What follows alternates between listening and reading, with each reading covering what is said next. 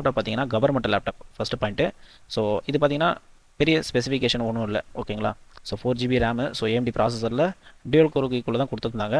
So next பார்த்தீங்கன்னா hard disk தான். இப்போ பார்த்தீங்கன்னா SSDயில் அட்வான்ஸ் போயிட்டுருக்கு. ஸோ நீங்கள் இதை ரெடி பண்ணி விண்டோஸ் 7 வேணால் யூஸ் பண்ணலாம். விண்டோஸ் 10 போட்டிங்கன்னா கொஞ்சம் ஸ்லோவாக தான் ஆகும். ஸோ விண்டோஸ் 7 வச்சு ஒன்றுமே பண்ண முடியாது. நீங்கள் ப்ரௌசரில் போனாலே மேலே வந்து அட்வான்ஸ் கூகுள் குரோம் இருக்குது, போய் அப்டேட் பண்ணு அப்படின்ற மாதிரி நோட்டிஃபிகேஷன் வந்துனே இருக்கும்.